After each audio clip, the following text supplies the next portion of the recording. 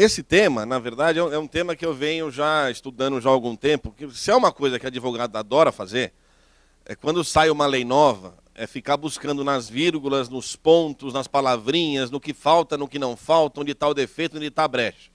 Por quê? Ah, mas são as brechas do sistema. Não, não é brecha do sistema. O advogado, muitas vezes, nós às vezes salvamos um cliente com uma letra, com uma lei mal feita, com uma palavra que devia estar ali e não está, com uma vírgula mal colocada, com a interpretação da lei. Não é que é brecha, o advogado cria. Não, não, eu não crio nada. Quem cria a lei é o legislativo. Eles que fazem as leis. A partir do momento que o Tiririca chegou lá, então qualquer lei que sair de lá, realmente, provavelmente não vai ser uma lei tão boa. Nada contra o Tiririca. Mas ele não tem formação jurídica para elaborar leis, assim como a maior parte do Congresso Nacional nunca pisou, nunca entrou numa faculdade de Direito. E aí o que nós temos? Leis cada vez piores, né, feitas de ocasião, na maioria das vezes, sem um raciocínio lógico sobre todo o sistema punitivo, no caso do direito penal, né, ou sobre todo o sistema normativo. E aí nós temos uma lei que às vezes altera. Aliás, não sei se alguém parou para estudar a nova lei do racha. Alguém pegou a lei do racha para estudar? Deem uma olhadinha. Até escrevi um artigo recentemente sobre a lei do racha. É uma lei autofágica, porque ela prevê num parágrafo lá do 308. Eu não vou entrar no mérito, sei que não é o tema da palestra, mas só para vocês terem uma ideia. Né, a nova lei do racha, que vai entrar em vigor em novembro, ela dispõe, no novo parágrafo 2º do artigo 308, que se do racha sobrevier a morte culposa de alguém, o texto está claro, né, numa situação em que o agente não queria causar o resultado, nem assumir o risco, ou seja, uma morte culposa, a pena será de 5 a 10 anos. Pô, fantástico, vamos punir o racha com severidade, que legal. Só que essa mesma lei alterou o artigo 302 do Código de Trânsito Brasileiro, que é o do homicídio culposo na condução de veículo automotor, e num parágrafo 2º, introduzido agora no artigo 302, tem a mesma disposição. Se do racha sobrevier a morte culposa de alguém, só que de uma forma um pouco diferente, mas é a mesma conduta, pena de 2 a 4. Quer dizer, numa mesma lei eu tenho um parágrafo dizendo que a pena da conduta é de 5 a 10, e a mesma conduta na mesma lei, num outro parágrafo, diz que a pena é de 2 a 4. Eu vou aplicar o quê?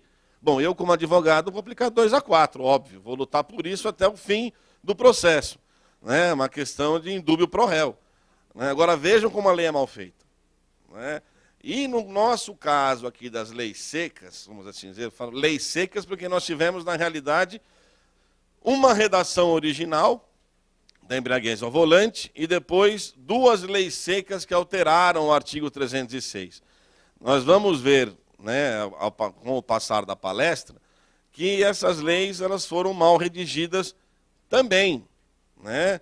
Por mais que o legislador tenha tentado, ao longo do Código do Trânsito de 97 para cá, 2007, 10 anos, desses praticamente 17 anos de vigor do Código de Trânsito, por mais que o legislador tenha tentado punir com mais severidade aquele motorista que dirige embriagado, ele consegue, às vezes, se superar e causar a impunidade desse motorista.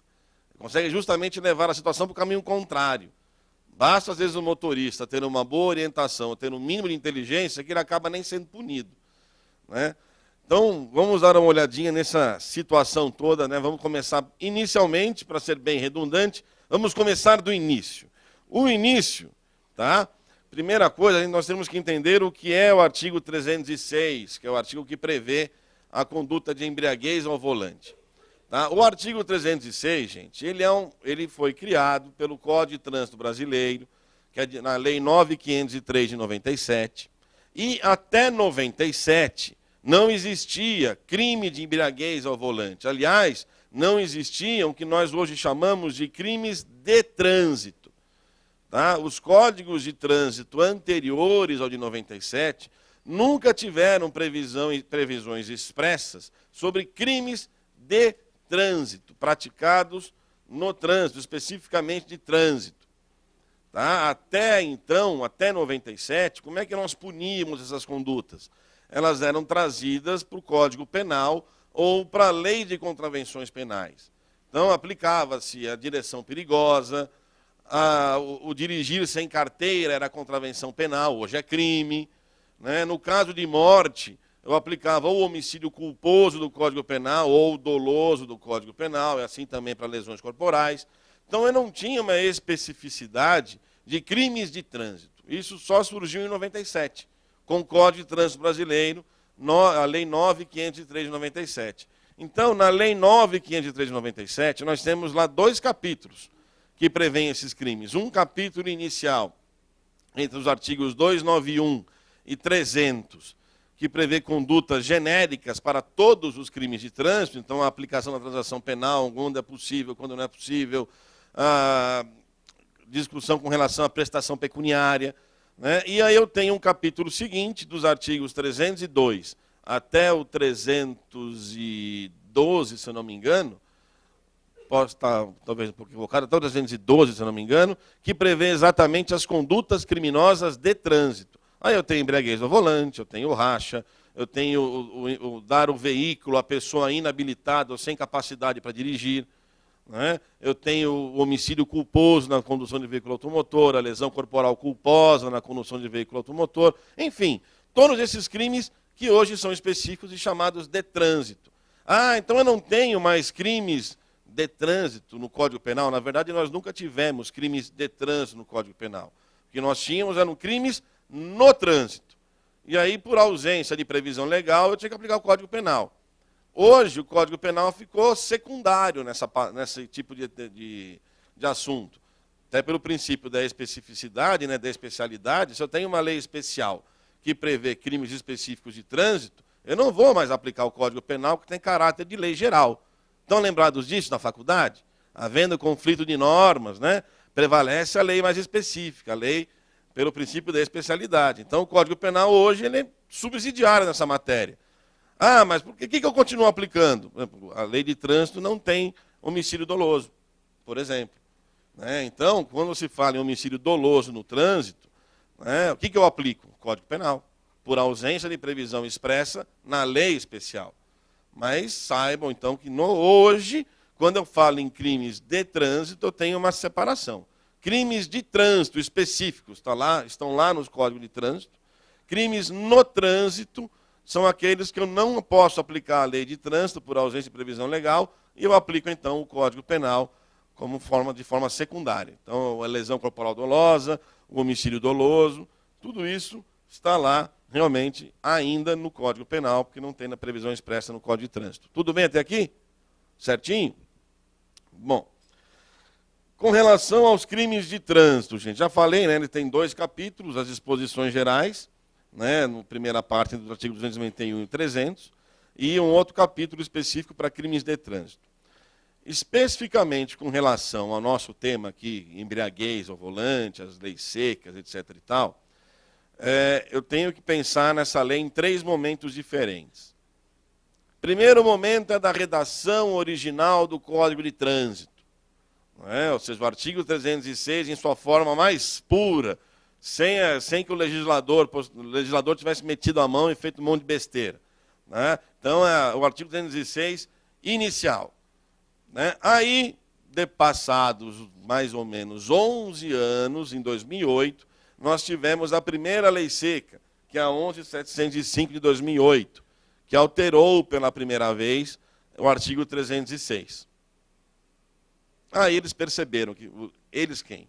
O pessoal lá do Congresso Nacional, né, eles perceberam que fizeram uma grande burrada e tiveram que fazer uma outra lei às pressas, que saiu no finalzinho do ano de 2012, que é a Lei 12.760 de 2012, que é a lei que está em vigor hoje. Tá? É a segunda lei seca. Vamos falar um pouquinho agora de cada uma delas. Certo? Bom, inicialmente, né, o Código de Trânsito Brasileiro, como eu disse, ao prever a conduta da embriaguez ao volante, pela primeira vez, de forma específica na legislação nacional, dispunha que o crime de embriaguez ao volante era o seguinte, artigo 306, redação original, lá de 97. Conduzir veículo automotor na via pública sob a influência de álcool ou substância de efeitos análogos, expondo a dano potencial à incolumidade de outrem. Penas, detenção de 6 meses a 3 anos, multa e suspensão ou proibição de se obter a permissão ou habilitação para dirigir veículo automotor. Analisando este artigo, né, notem bem, é um artigo simples, preceito primário, redação, né, a conduta, preceito secundário, pena, não tenho parágrafo, não tenho inciso, não tenho nada. Tá? É papum. Né? E notem, eu não tenho aqui o que é alguém embriagado, quanto tem que ter no sangue para se considerar alguém embriagado, se é 0,6, se é 0,5, não falo de bafômetro, não falo de nada. Simplesmente era considerado embriagado o cidadão que conduzisse veículo automotor na via pública, daqui a pouco eu falo sobre isso, sob a influência de álcool ou substância de efeitos análogos. Entendam aí como entorpecentes. Tá? Mas não era só isso. O crime do artigo 306, originariamente, ele era um crime de perigo concreto. Vocês lembram o que é isso lá da faculdade? Não? Perigo concreto e perigo abstrato? O que é o crime de perigo concreto, gente? Quando falamos em crimes de perigo e de dano, né, que é a divisão que se faz, crime de dano é aquele que efetivamente lesiona, não é só que ameaça, ele lesiona, ele atinge o bem jurídico protegido. O homicídio, por exemplo. Quando alguém está morto? Quando a vida do cara já foi para o espaço. Atingiu, é crime de dano, puro. Né? O que é o crime de perigo? O crime de perigo não se satisfaz com a lesão do bem jurídico. Mas o legislador entende que é uma conduta tão perigosa que expõe o bem jurídico a um determinado perigo que é preciso já proteger, naquele momento, antes do dano, o bem jurídico. Então é um crime que se satisfaz com a ameaça, a exposição do bem jurídico a um perigo, sem que necessariamente haja dano. Isso é o crime de perigo. Quando eu falo embriaguez ao volante, notem, o que eu quero dizer quando ele é crime de perigo? Quero dizer o seguinte, eu não preciso esperar que alguém cause um acidente embriagado para punir. Basta que ele dirija sob influência de álcool, que não é só isso, que eu já possa começar a pensar em punir alguém por embriaguez ao volante. Por que não é só dirigir sob influência de álcool? Porque aí eu tenho uma subdivisão dentro dos crimes de perigo, que são os crimes de perigo concreto e abstrato. O crime de perigo abstrato, eu presumo o perigo. É uma conduta tão perigosa, tão absurdamente imprudente e perigosa, que eu não preciso provar que naquele comportamento, naquela situação específica, o agente expôs alguém a um perigo. O perigo é presumido. Então, é crime de perigo abstrato ou presumido. Já no crime de perigo concreto, não basta a prática da conduta. Eu preciso demonstrar que, além da conduta descrita no tipo, naquele momento específico, naquela situação específica, o agente expunha terceiros a perigo. Ou o bem jurídico a perigo. Eu preciso provar o perigo. E da onde eu tiro, então, que esse artigo 306 é crime de perigo concreto? Veja a parte final, a parte final do tipo. Expondo a dano potencial à incolumidade de outrem. Isso quer dizer o seguinte, lá na redação anterior, antiga, a primeira, o embriagado não era simplesmente aquele que estivesse conduzindo o veículo sob efeito do álcool, mas era também necessário que, em razão do efeito do álcool, ele estivesse colocando a vida de terceiros em risco. Ah, mas não é automático? Não, não é automático.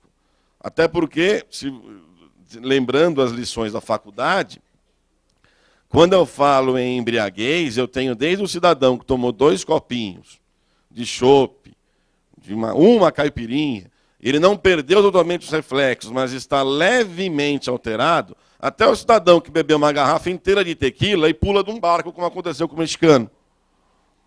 Que nem, coitado, morreu sem saber por quê. Ele bebeu uma garrafa de tequila, uma de vodka, e pum, ainda fizeram, ainda pediu para que o filmassem ainda. Coitado do mexicano que pulou, vocês sabem do que eu estou falando. Então, esse devia estar num estado alcoólico tal, que não sabia nem o nome da mãe dele. Então, quando eu falo em embriaguez, eu tenho diversos níveis de embriaguez. Quando eu falo, às vezes tem pessoa que é uma esponja, ela bebe, bebe, bebe, bebe, bebe, e não acontece nada. Como eu tenho, às vezes, pessoas que comem um bombonzinho de licor, fazem um gargarejo com bozano e saem alcoolizadas. Tem de tudo. Então, gente, realmente, notem, pela lei original, a lei inicial, a 306, né, não era necessário, o crime não era só dirigir sob a influência de álcool, era necessário que ele estivesse conduzindo de forma perigosa, em zigue-zague, trafegando no meio das faixas, em altíssima velocidade. Enfim, era necessário que a condução do veículo também oferecesse risco a terceiros. Isso causado pela embriaguez. Por isso, perigo concreto. Né? Então, lá atrás, muita gente se salvou da punição da embriaguez ao volante com esse argumento. Olha, realmente eu podia estar bêbado, eu soprei o bafômetro, tal, deu tanto, beleza, bebi mesmo, mas eu fui parado numa blitz, eu fiz o 4, fiz o 8, dancei balé, o cara olhou na minha pupila, fiz tudo o que ele pediu e eu estava andando em linha reta, não estava bem para dirigir. Não coloquei ninguém em risco. Pronto. Embora, apesar da embriaguez, não havia o perigo concreto, logo, fato atípico. E assim o cidadão não respondia por nada. Né? Não era considerado crime. Outra falha, não digo falha, é uma opção do legislador, mas agora, falha realmente que eu tenho no artigo aqui, é quando ele fala em via pública. Né? Conduzir veículo automotor na via pública. Perfeito. O que é via pública? É a rua, é a avenida. Fantástico. Então, se eu pego um veículo embriagado e dirijo dentro de um condomínio privado, não acontece nada, aí não tem embriaguez ao volante. Se eu tenho uma pista de pouso na minha fazenda, eu dirijo lá embriagado, não acontece nada. E atropelo alguém num condomínio privado, num clube. E aí, como é que faz? Está fora do tipo. É na via pública, não é? Então, o que é via privada está excluído do tipo penal. Não é? Isso sim é uma falha. Porque não era necessário limitar a via pública. Quem dirige embriagado é perigoso na via pública, na via privada, na Lua, em Marte, é perigoso em qualquer canto. Não precisava limitar a sua via pública, mas está aí. É uma brecha. Essa é uma brecha. Então, se for para dirigir embriagado, no condomínio, pode. Bom, aí passaram-se os anos, as nossas estatísticas de mortes no trânsito, todos nós sabemos, são das mais tristes. Mata-se muito no trânsito no Brasil. E o legislador escolheu a bola da vez. Não, isso acontece quando um dirige embriagado. Não é tanto verdade, mas não é também tanto mentira. Porque quando beber e dirigir não é nada, é quase que um esporte nacional. Sempre foi, nunca ninguém se preocupou com isso. O cidadão sempre acha que está bem, que Deus ajuda quem bebe um pouquinho, a gente chega em casa porque Deus está olhando. Na verdade, não está olhando. Essa é sorte, a maioria das vezes é sorte. Então, realmente, temos que reconhecer que a cultura da nossa sociedade, a cultura brasileira, não é bem diferente da cultura germânica, por exemplo. Lá eles têm um respeito maior a esse tipo de situação. Aqui não. Não sei se pelo clima, sei lá por qual motivo, mas beber e dirigir nunca foi problema para ninguém aqui. Nós somos excelentes motoristas, sobretudo quando bêbados. O problema é que a estatística não prova isso. Tá? Então, gente, aí escolheu-se a embriaguez ao volante como a bola da vez. O grande mal a ser combatido. Tolerância zero à embriaguez ao volante. Aí eles vieram, então, criou-se a primeira lei seca, 11.705 de 2008, que aí eles já incrementaram, colocaram parágrafos, tal, que tinha a seguinte redação, essa lei aqui. Artigo 306, conduzir veículo automotor na via pública, estando com concentração de álcool por litro de sangue igual ou superior a 6 decigramas, ou sob a influência de qualquer outra substância psicoativa que determine dependência. Pena, detenção de 6 meses a 3 anos, multa e suspensão ou proibição de se obter a permissão ou habilitação para dirigir veículo automotor. Parágrafo único. O Poder Executivo Federal estipulará a equivalência entre distintos testes de alcoolemia para efeito de concentração do crime tipificado neste artigo, caracterização do crime tipificado neste artigo. Que é o seguinte, gente. Então, era necessário mudar? Não sei. Particularmente, preferia como a legislação anterior, a primeira. Mas o Poder Legislativo entendeu por bem alterar o artigo 306, Veio a primeira lei seca, muito festejada na época. Poxa, que bom, agora vai dar certo. Ninguém mais vai dirigir embriagado. Aí tinha blitz todo dia em tudo que era rua na cidade de São Paulo. Né? Todo mundo ficou com medo. Não bebo mais, não vou mais dirigir bêbado, não faço mais isso. Eu prometo. Né? E aí realmente começou a dar certo. O problema, gente, é que nosso país, todas essas leis feitas de ocasião, nós sabemos como elas começam, com fiscalização intensa, com blitz em tudo que é canto, com policial na rua aparelhado para reprimir aquela conduta, mas passados ali uns 4, 5 meses, o que acontece? Volta tudo ao normal, ou seja, aquela situação que você já estava acostumado antes da lei ser publicada. Né? E aí vira festa de novo, tranquilo, não tem problema, pode comer bombom de licor que não dá mais problema. E pronto. O problema é fiscalização. Palestra antes, né? Mas vamos ver se esses problemas começam depois da Copa só. Mas bem que essa semana me ligou um rapaz pego na Blitz, depois do jogo do Brasil. Estava bem ou não? Bom, aí, gente, essa lei, ela tem na verdade, essa lei ela foi, digamos, eu acredito que o legislador, provavelmente, ao pensar nessa lei, ele teve a melhor das intenções. Acho que é muito bem intencionado, realmente pensou bem. O problema é que de boa intenção o inferno está cheio. Eles fizeram uma lei que não vai para nada. Né? Essa lei aqui, das 3 relacionadas às mulheres ao volante, ela não é a que tem mais brechas, ela é a brecha pura. Certo? Onde está o erro disso aqui? Notem bem, ó. Conduzindo veículo automotor na via pública. Mesmo problema. Aquilo que eles tinham que corrigir, não corrigiram. Mantiveram. Estando com concentração de álcool por litro de sangue igual superior a 6 decigramas. Paremos aqui. Agora eu sei que é embriagado. Puxa, faltava essa informação. Se lá na lei anterior eu não sabia quem era o embriagado, agora eu sei. Ou o cara tem 6 decigramas de álcool por litro de sangue, o que é equivalente a 0,3 se eu não me engano, miligramas de álcool expelido pelos pulmões, é 0,3, não precisa ser miligrama ou decigrama, né, que é no bafômetro, é uma equivalência. Ou o cidadão tem isso, ou ele não está embriagado. Ele pode ir em zigue-zague, fazer o que ele quiser. Se ele tiver 0,5 no sangue, ele não está bêbado, mas dirige imprudentemente, mas bêbado não está. Quer dizer, eles criaram uma fórmula matemática. Gente, direito e matemática, graças a Deus, são coisas que não se combinam. Né? Eu não vejo matemática desde que saí da faculdade, amém. Então não adianta colocar muitos números numa norma, querer fechar a norma, porque o direito é mais interpretação do que exatidão. Não adianta querer rotular algo, deixar algo num rótulo exato. Isso não é direito. Tá? Isso é matemática. E as coisas não se combinam, como eu disse, graças a Deus, amém. Tá? Então, gente, o que acontece? Quando eles incluíram no caput essa situação de o cidadão ou ele tem 6 decigramas de álcool por litro de sangue, ou não tem, ou ele está embriagado, não está, o que o minimamente inteligente pensou? Bom, quem tem que fazer essa prova é o Estado. E se eu não soprar o bafômetro? Se eu não permitir que me tirem o sangue para fazer a dosagem alcoólica, como é que eles vão saber? Pegadinha! Tá aí, ó. Aí que está o negócio. Era só o cidadão, ele podia estar bêbado, não, ninguém me fura e eu não sopro nada. Não, mas por favor, coopere. Eu cooperar por quê? Eu não tenho direito ao silêncio? Tenho. Como consequente direito ao silêncio, eu tenho o direito de não fazer prova contra mim mesmo. Certo? Logo, você, Estado, farewell. Não faço, não coopero, não ajudo, não vou fazer nada para você.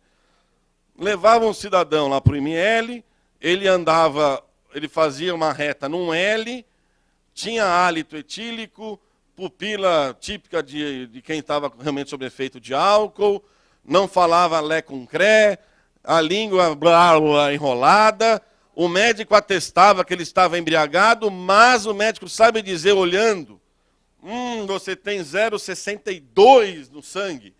Não sabe. O médico legista, quando muito, pode dizer que ele estava com igual ou superior a 0,6. Mas ainda assim, isso não serve, porque eu precisava do número matemático que a lei exigia. Ou eu tenho mais de 0,6 ou não tenho. Ou igual ou maior de 0,6 ou não tenho. O exame clínico, que era muito adotado na primeira redação, que é justamente fazer o cidadão andar em linha reta, vai ao médico lá, cheira um pouco o cara, examina a pupilinha, leia um texto do Machado de Assis, blá, blá, blá, qualquer coisa. Justamente esse exame clínico, que era muito adotado, sabe o que aconteceu? Não serviu para nada nessa segunda lei seca. Tanto isso é verdade, que enquanto esteve em vigor essa lei seca, o STJ, né, foi a terceira sessão, se eu não me engano, que é que reúne as duas turmas criminais, né, a quinta e a sexta, decidiu que na situação em que a lei se encontra, em razão da forma como a lei estava descrita, os únicos exames capazes de aferir efetivamente a alcoolemia, ou seja, essa influência de álcool na psique do cidadão, enquanto ele conduzia um veículo, eram apenas e tão somente ou o exame de dosagem alcoólica ou o bafômetro. O exame clínico não valia mais para nada, era absolutamente imprestável. Isso, decisão do Superior Tribunal de Justiça. Então, qual era a grande moda? Beber, dirigir e não soprar. É isso. Né? Falei isso para minha sogra, falei isso para mim, para todas as pessoas. Olha, não soprem. Se você soprar, você faz a prova. Né? Para minha sogra, não vai ter falado, mas eu falei. Né? Não soprem. Se soprar, você faz a prova que o Estado precisa. Se você não soprar, o Estado não pode fazer nada contra você. Simples assim. E o legislador percebeu. E até que enfim eles enxergaram alguma coisa. Né? Eles perceberam realmente que essa lei, da forma em que estava redigida, pelo jeito como estava posta, era o quê? Era impunidade na sua mais pura forma. Né? Bastava o cidadão ter um pouco de cérebro, ele não era obrigado a fazer a prova contra ele mesmo. Não sopro, não vou dar sangue, pronto. Prova que eu estou bêbado. Prova. Não bebi. Não tem como fazer essa prova, pelo jeito como estava essa lei, sem esses dois exames únicos admitidos pela STJ à época. O exame clínico não tinha essa possibilidade, não servia mais para nada. Tá bom. Aí perceberam o erro e veio então a terceira lei seca. Tá? Aí sim, agora sim. Agora que bom, agora sim. Então a terceira lei seca, né, a 12.760 de 2012, né, ela, agora veja que é uma lei completa. Quando eles não conseguem resolver de uma forma simples, eles criam parágrafos, alíneas, vai para lá, vai para cá. Isso quer dizer o quê? Eu não sei resolver o problema, alguém me ajude? Né? Aí a redação é a seguinte, artigo 306. Conduzir veículo automotor com capacidade psicomotor alterada, em razão da influência de álcool ou de outra substância psicoativa que determine dependência. Penas: detenção de 6 meses a 3 anos, multa e suspensão ou proibição de se obter a permissão ou habilitação para dirigir veículo automotor. Só voltar no anterior rapidinho. É isso aqui, já falei. Então, o que eles mudaram? Notem, o caput desta nova lei não prevê mais aquele critério matemático exato. Cadê? Não está mais aí. Nem a via pública, também saiu. Né? Então, conduzir veículo automotor com capacidade psicomotor alterada em razão da influência de álcool ou de outra substância psicoativa que determina dependência. Não é nada, mais ou menos voltamos à primeira redação. No caput, pelo menos. Né? Voltamos lá atrás. Ou seja, até não comentei, mas naquela segunda lei seca, né, a 11.605, a maior parte da doutrina da jurisprudência entendia que aquela lei seca, do jeito que estava posta, era um crime de perigo abstrato. Porque ou eu tinha 0,6 no sangue e conduzia o veículo, e isso era embriaguez, e eu era um perigo à sociedade, um demônio, ou eu não tinha 0,6 no sangue e eu não era perigoso para ninguém. Então eu não tinha mais que provar o perigo. O perigo se provava com a porcentagem de álcool que você tinha no sangue, lá atrás, na primeira lei seca. Aqui nós voltamos a um perigo concreto, que é da primeira redação. Por que voltamos? E aqui nós temos as brechas. Né? Conduzir veículo automotor com capacidade psicomotora alterada.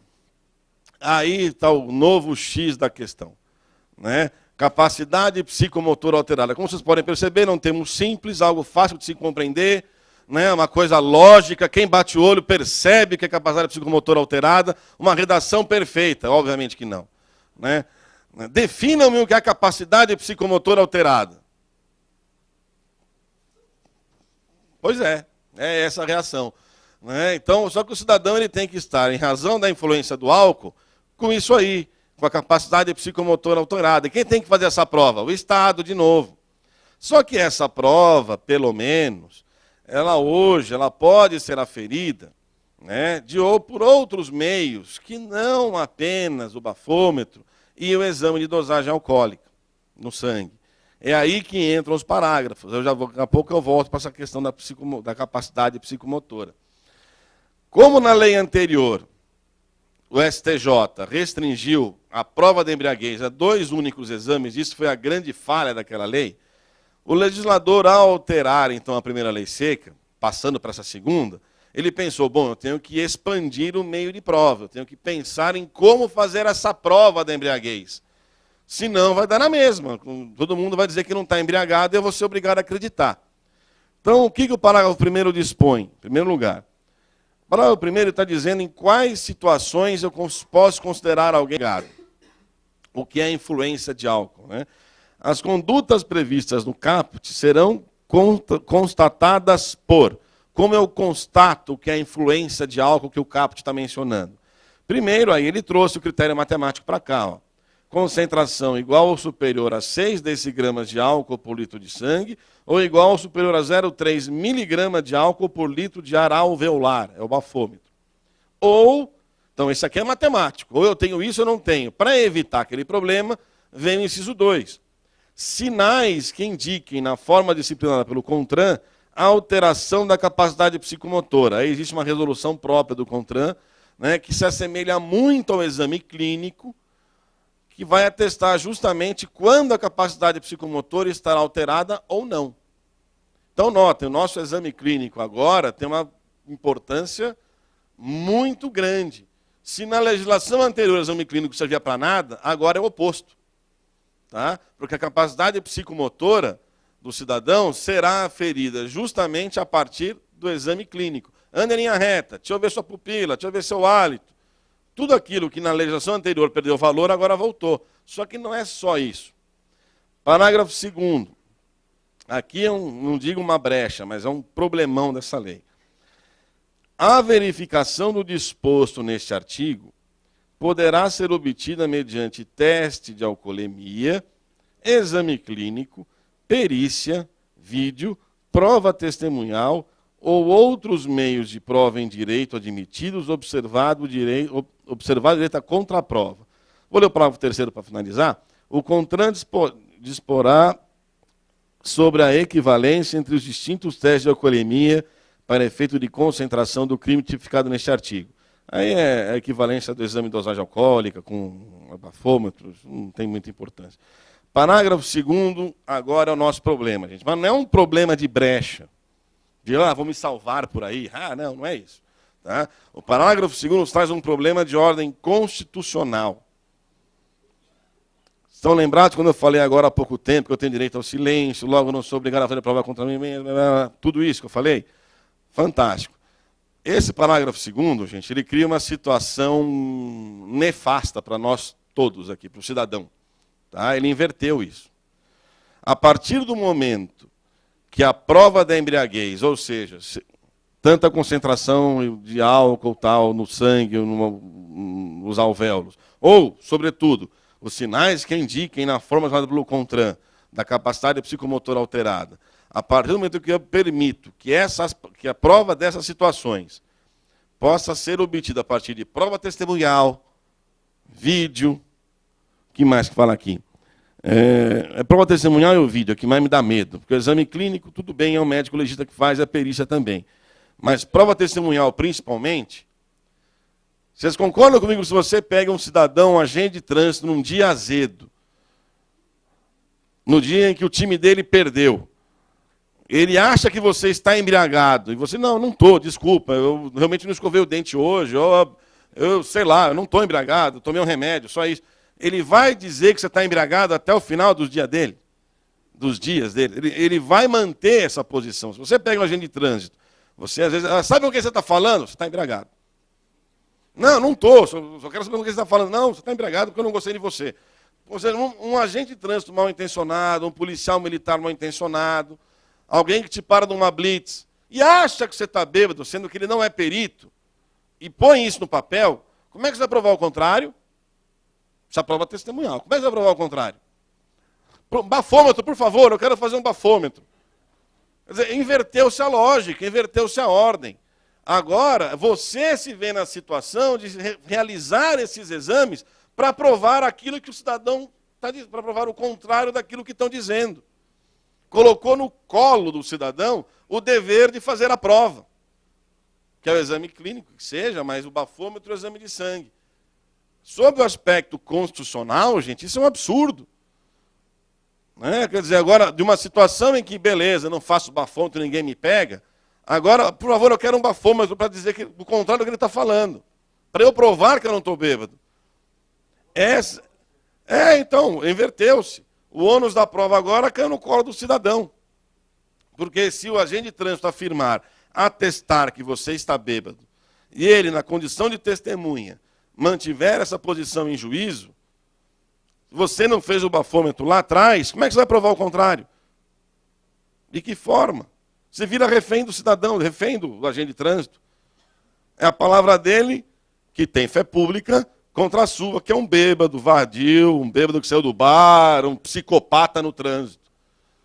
Você já começa em desvantagem.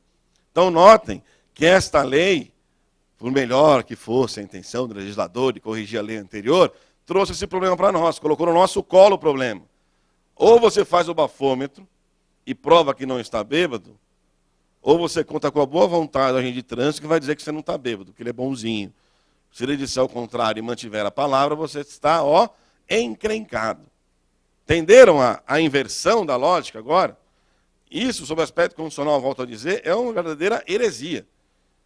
O Supremo ainda não se manifestou a respeito, esse tema não chegou ao Supremo ainda, até onde eu saiba, mas creio eu que em alguns anos vamos ouvir essa discussão.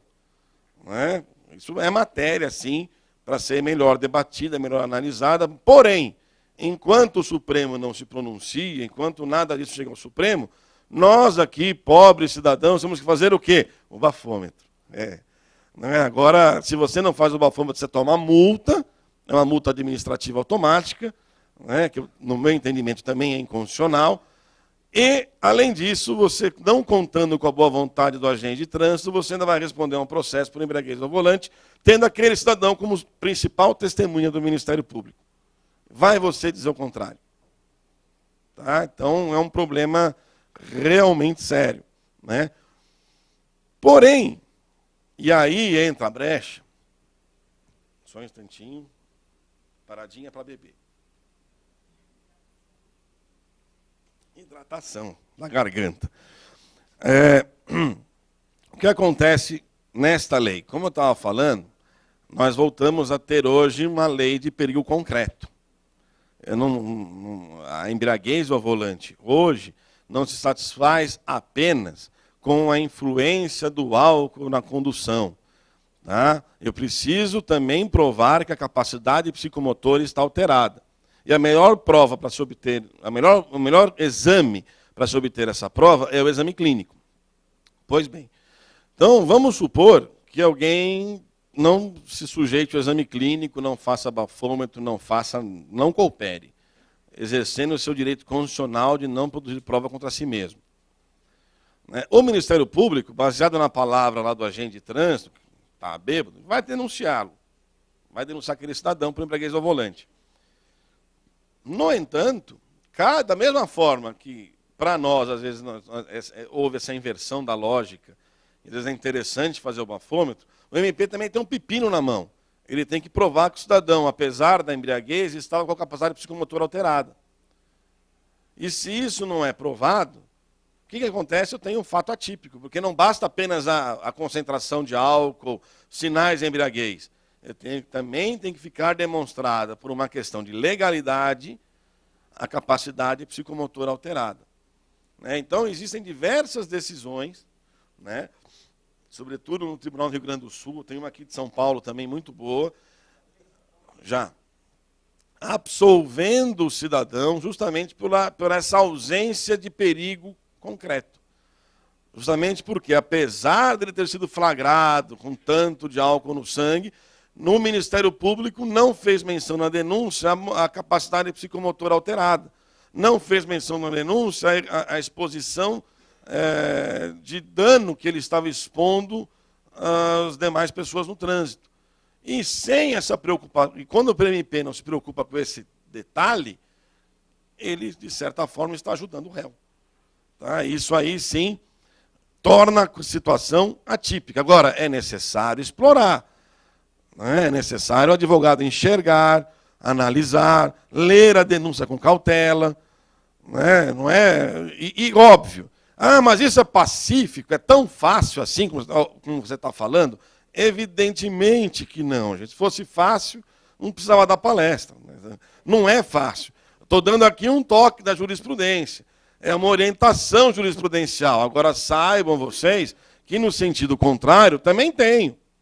Tem gente que diz que é de perigo abstrato. Tem gente que diz que essa capacidade psicomotora é presumida somente em razão já da situação da embriaguez. Eu presumo a capacidade psicomotora alterada, o que não é de toda forma ilógica, porque quem bebe perde reflexos, perde às vezes a capacidade visual. Então, às vezes é uma consequência lógica da embriaguez. Agora, do jeito que eu estou, pelo menos do que eu venho estudando, a maior parte dos tribunais tem se orientado realmente no sentido de que essa situação, capacidade psicomotora alterada, deve ser provada, não pode ser presumida. Né? Vamos ver se continua desse jeito. Mas a jurisprudência tem se orientado nesse sentido do perigo concreto. Certo? Bom, aqui, gente, basicamente eu tenho um quadro comparativo entre as três, digamos, os três artigos 306 que nós tivemos ao longo da nossa história.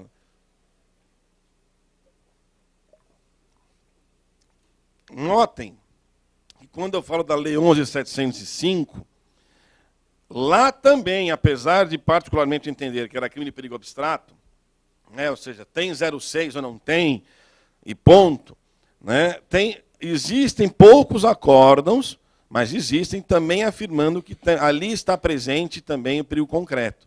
Mas, na época em que estava em vigor a 11.705, a jurisprudência majoritária entendia que aquele artigo era de perigo abstrato. Ou seja, ou tem 06 e está bêbado e você é um psicopata, ou você não tem 06, não está bêbado e você é um santo. Ponto. Tá?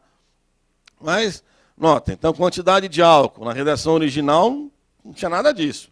Né? Era necessário estar sob a influência de álcool e expor terceiros a um perigo, né? Incolumidade de outrem. Na 11.705 surgiu o critério matemático no caput, o que tornou aquela lei praticamente inaplicável, uma porta à impunidade. E na lei 12.760, embora haja também esse critério matemático, eu posso fazer a prova de outras formas, ou seja, sinais que indiquem embriaguez, sem necessariamente aferir o quão embriagado o cidadão está. Qualificação doutrinária que eu falei, a redação original era perigo concreto, a 11.705, abstrato, majoritariamente, mas tem gente que entende que é concreto também, e a atual é concreto. Meios de prova, na redação original, qualquer um, inclusive exame clínico, ou seja, eu provava a embriaguez de qualquer forma, eu não estava atrelado a um critério matemático, então eu precisava apenas demonstrar a influência de álcool. Isso o exame clínico servia bem. Na 11.705, como eu falei, o STJ limitou um meio de prova somente para dosagem alcoólica no sangue ou bafômetro, e hoje, na 12.760, como eu já comentei, um meio de prova para provar embriaguez, praticamente qualquer um. Só que eles fizeram de tal forma que jogou no nosso colo a vontade de cooperar. Tá? Benefícios legais. Na redação original, o antigo artigo 291 permitia a transação penal e também a suspensão do processo. Aí a 11.705 alterou o artigo 291, que é naquela parte do Código de Trânsito, fala da parte genérica, né, que vale para todos os crimes de trânsito. Então, quando veio a 11.705, né, em razão da pena prevista 3 anos, não se admitia mais a transação penal. Certo? Então, não se admite mais transação penal em crime de embriaguez ao volante. Mas o que se admite? Suspensão do processo. Então, o cidadão, o que é a transação penal, o que é a suspensão do processo? Aí eu tenho que falar um pouquinho da Lei dos Atos Especiais Criminais, a 9.099. A transação penal é, digamos, um acordo feito com o Ministério Público, na chamada fase preliminar do processo. Então, antes da denúncia, não tem denúncia, você é convocado para uma audiência, vai lá, tem um juiz, tem um promotor, né, e aí tem uma proposta, um pagamento de cestas básicas, depósito em dinheiro na conta de uma instituição carente, né, você faz o acordo com o MP, cumpre o acordo e você não é denunciado, você não perde a primariedade, aquilo nunca existiu, vira lenha para lareira, acabou. Está extinta a punibilidade. É um acordo com o MP, isso é transação penal. Tá? Artigo 7.6 da Lei 9.099. A suspensão do processo, embora também prevista na Lei 9.099, é um benefício legal concedido aos chamados crimes, eu chamo de médio potencial ofensivo. São crimes cujas penas mínimas são inferiores ou, no máximo, iguais a 1 ano. Como a pena mínima da embriaguez ao volante sempre foi de 6 meses, comporta esse benefício. Tá? E o que é esse benefício? Diferentemente da transação penal, aqui eu tenho denúncia. O juiz recebe a denúncia. Cita o acusado. Tem juízes até que exigem a resposta à acusação. O acusado vai numa audiência. Aí o juiz diz o seguinte: olha, meu caro, você tem denúncia, eu já recebi a denúncia, mas se você vier assinar o processo aqui ao longo de 2 anos, todos os meses, né, esse processo vai ficar paradinho, você não pode ser processado por nenhum outro crime, né, se não houver nenhum outro processo em paralelo, ao final dos 2 anos, cumprindo as condições, esse processo vira lenha para a lareira. Estará extinta a sua punibilidade, você também não perde a primariedade, não gera maus antecedentes, aí é um acordo também. Né? Também é feito pela iniciativa do Ministério Público, mas você acaba fazendo quase que com o juiz. É o juiz que está suspendendo o andamento do processo. Certo? Isso cabe na embriaguez ao volante. O que não cabe mais é a transação penal. E no caso de flagrante, né, na lei original, como se equiparava a embriaguez ao volante a crime de pequeno potencial ofensivo, o artigo 291 fazia isso, não havia indiciamento e era feita apenas lavratura de um termo circunstanciado, TC. A partir da 11.705, eu tenho inquérito policial, porque não é mais crime de pequeno potencial ofensivo. Então o delegado tem que instaurar inquérito e o cidadão é pego com a boca, pego de pileque dirigindo, literalmente. Ele é preso? É preso. Como é que ele sai? Paga a fiança. Tá? Ele paga a fiança. É um crime que comporta arbitramento de fiança pelo próprio delegado de polícia. Aí o delegado tem que ter bom senso, né? Porque a fiança hoje também está cara, os limites da fiança. Então, outro dia eu atendi um cidadão no escritório que o delegado arbitrou a fiança para ele de 20 salários mínimos. Vai você tirar 20 salários mínimos do caixa eletrônico às 2 da manhã? Você não, nem tem. Então, ele não consegue. Então, realmente, o delegado tem que ter um pouco de bom senso. Um embriagado, coitado, vai beber um pouquinho demais. Parece que ele nunca fez isso. Então, mas paga-se fiança e sai. Ok. Certo? Então, essa é uma comparação, basicamente, entre os 306 que nós tivemos. Agora, gente, eu trago para vocês 2 matérias que não estão nos livros. Né? Tudo o que nós fizemos até agora foi analisar a lei, coisa que o advogado adora. Interpretar a lei, onde está brecha, via pública, via privada, aquelas coisas todas. Né? Agora eu vou trazer para vocês matérias que não estão nos livros, normalmente. Né? A primeira delas, gente, é o seguinte. Bafômetro e regras do Inmetro. Não sei se vocês sabem, mas o bafômetro é um instrumento de alta precisão. Né? Para que ele possa operar normalmente, para que ele possa ser válido, inclusive, ele tem até uma legislação específica do Inmetro, né, que é esse instituto que faz essas medições tecnológicas, justamente, né, ele tem que passar por revisões anuais. Todo e qualquer bafômetro. Então, o que acontece na maioria das vezes? eu acredito que quem tem um bafômetro na sua repartição, policial militar no seu batalhão, ele saiba disso.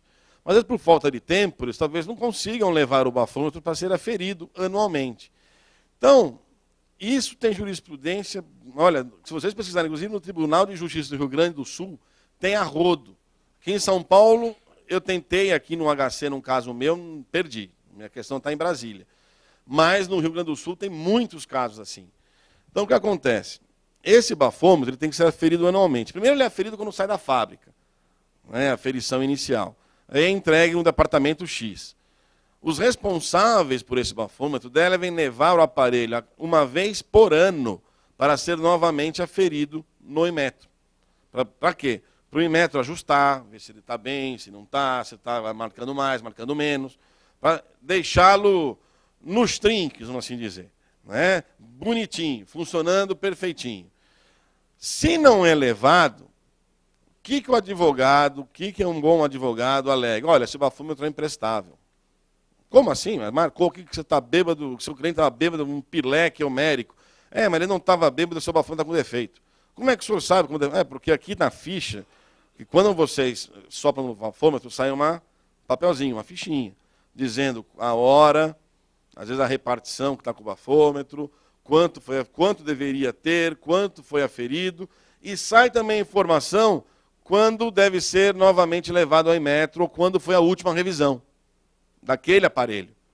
E é aí que, vendo, analisando a fichinha, eu tive, no caso, meu cliente, a última vez que o aparelho tinha sido aferido foi mais ou menos 1 ano e 8 meses antes do teste. Você estava vencido, pelo menos em 8 meses.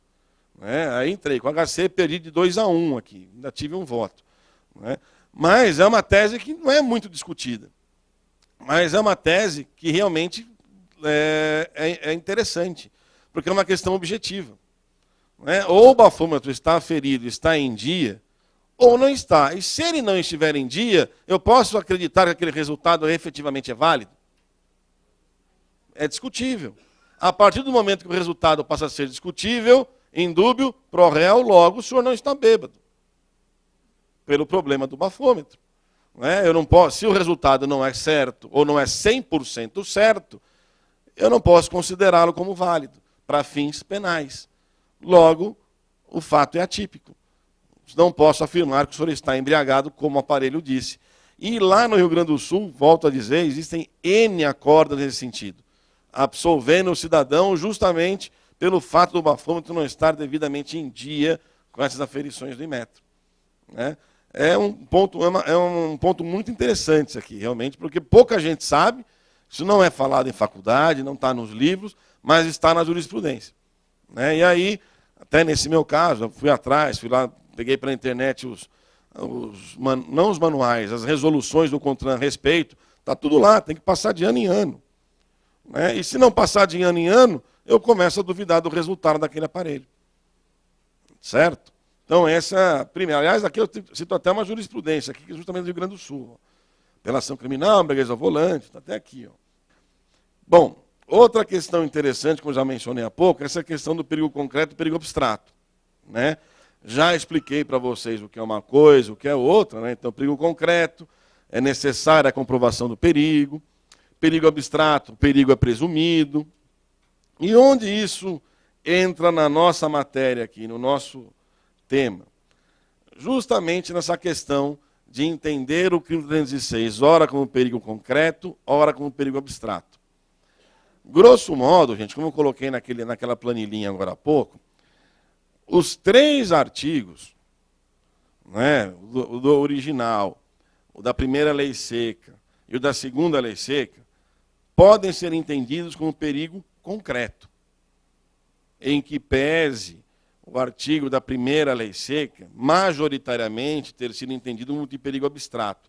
Mas onde está a questão do possível perigo concreto? Eu vou voltar no tempo um pouquinho, gente. Na primeira lei seca. Aqueles que entendem que este artigo aqui da primeira lei seca de perigo concreto, eles se batem no seguinte: conduzir veículo automotor na via pública estando com concentração por litro de sangue superior a 6 decigramas, ou sob influência de qualquer outra substância psicoativa que determine dependência. eles entendem que quando se fala sob a influência, que está aqui para qualquer outra substância, mas que isso vale para o álcool, ou ele está sob a influência de álcool ou não está. Particularmente, acho essa interpretação horrível.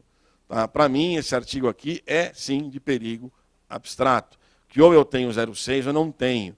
Mas, como eu disse, existe uma pequena parcela jurisprudencial que entende esse artigo como perigo concreto, muito mais, não por conta da redação, mas por conta do entendimento do artigo anterior, do primeiro 306. E eles mantiveram essa posição no segundo. Mas, para mim, não cola. De qualquer forma,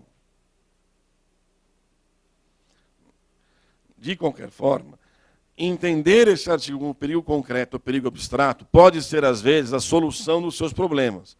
Sobretudo porque, na maioria das vezes, o Ministério Público não está muito preocupado em fazer a prova da capacidade psicomotora alterada, do perigo que aquele cidadão representa ao trânsito quando foi pego, quando foi flagrado em situação de embriaguez.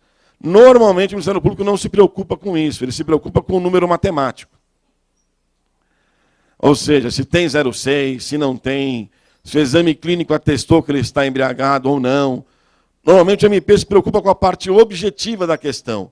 Só que nós todos temos de lembrar o seguinte, todo e qualquer crime, inclusive os de mera conduta, ele é formado por duas porções. A objetiva, que é a redação, e a subjetiva, que está na cabeça do agente, que é o dolo. Então, normalmente, o MP se preocupa só com uma parte delas, na questão da embriaguez. Vou provar que ele está bêbado como? Que ele estava sob a influência de álcool acima do permitido. Ponto. Mas não é isso só. Tenho que demonstrar que ele era um perigo ao trânsito. E isso vale hoje. Não se esqueça da tal capacidade psicomotora alterada. Então, se essa prova não está clara, se essa prova não está bem demonstrada, o fato se torna atípico. Eu tenho um acórdão aqui, que é até de São Paulo, em que o cidadão foi absolvido, justamente pela ausência de crime, porque a denúncia menciona que ele estava dirigindo de forma, até um termo engraçado, se me permitem aqui, conduzindo o veículo de forma... Só um instantinho aqui. Opa. Aqui, de maneira inconveniente. Não é bonito? Uma denúncia, cidadão fulano de tal, com 7 litros de álcool no sangue, conduzindo de maneira inconveniente. O que é maneira inconveniente? É pelado? O cara estava de cueca dirigindo? O que é maneira inconveniente? Não está dizendo, é como o desembargador afirmou no acórdão. Não diz se ele está em zigue-zague, se ele está pondo em perigo outras pessoas, se trafegava na contramão. Não diz nada, não está dizendo que ele é perigoso, que tem capacidade psicomotora alterada. Em razão disso, o Tribunal de Justiça o absolveu o réu. Justamente porque maneira inconveniente não serve, senhor promotor. Ou o senhor prova a capacidade psicomotora alterada, ou o seu réu vai ser absolvido. Foi condenado em primeira instância e absolvido no tribunal. Então, notem que entender esse crime como um crime de perigo abstrato ou concreto é, na maior parte das vezes, um caminho muito bom para você conseguir êxito, lógico, falando como advogado, na absolvição do seu cliente. Certo? Sempre lembrando, obviamente, que a justiça não é a condenação do réu. A justiça é aquilo que é justo. Se há prova para condenar, condene-se. Se não há prova, absolve-se. E o promotor que suma no lustre se quiser, mas tem que absolver. Em dúbio, sempre pro réu. Certo, gente? Ainda, quase que finalizando o tema, gente, eu só vou dar uma pincelada rápida em algo que eu, às vezes, contesto muito, quando o MP adora fazer, que é aquela situação, falei que no matemática e direito não se combinam, ótimo. Mas o MP, de uns tempos para cá, tem criado fórmulas matemáticas para sugerir sempre o dolo eventual. Então, não raro, nós vemos, às vezes, denúncias contra um cidadão que dirige embriagado, num acidente, matou alguém no trânsito, para o MP, direção mais álcool, mais morte é igual a dolo eventual. Direção mais racha, mais morte é igual a dolo eventual. Eles criaram essas duas fórmulas, parece fórmula de física. O problema, gente, é que isso não serve. Eu não posso entender que sempre, em 100% dos casos, quando alguém estiver dirigindo embriagado e vier a se envolver num acidente que resulte em vítima fatal, é equivocado pensar que sempre haverá o dolo eventual. Por quê, gente? Porque o dolo eventual é assunção de risco. Aquele que dirige sob efeito de álcool nem sempre está assumindo o risco de matar alguém. Pensem o seguinte, se eu sento no volante e penso, sou bêbado, mas se matar alguém, eu estou assumindo o risco de me matar também. Eu sou motorista. Quer dizer, então eu passo a entender que sempre que alguém dirige embriagado, ele é um motorista suicida. Porque ou ele mata alguém ou ele se mata com dolo eventual. Está assumindo o risco de se matar também. Está errado. É evidente. Como é que eu faço uma diferenciação, gente? Uma situação é outra. É claro, eu tenho extremos. Como eu falei há pouco, existem pessoas esponja, que bebem, e não acontece nada. Existem pessoas absolutamente suscetíveis ao álcool. Da mesma forma, eu tenho pessoas que bebem 2 copinhos de cerveja, saem para dirigir, estão bem, e tenho pessoas que bebem uma garrafa de tequila e saem para dirigir totalmente sem noção. Não sabem nem o nome do pai e mãe. É evidente que esse cidadão que dirige com um estágio, um nível de embriaguez muito acima do permitido, esse sim é perigoso. Ah, mas quando ele senta no volante, ele não tem a consciência de que poderá matar alguém. Aí eu tenho que lembrar da teoria da axio libere in causa. Né? Vocês lembram da teoria da axio libere in causa? Eu desconsidero toda a fase da bebedeira. Eu ligo o primeiro gole ao fato que ele praticou. Lembram-se disso? É ação livre da causa. O resultado, a causa foi bebedeira. Mas eu não estou considerando isso como causa, sim porque ele começou a beber.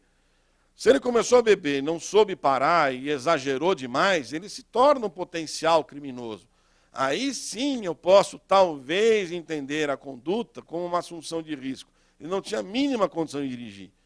Mas não num cidadão que bebeu, mas está com os reflexos, se não totalmente 100%, mas tem consciência, efetivamente estava dirigindo de forma correta, não furou vermelho, não fez uma burrada, mas se envolveu num acidente.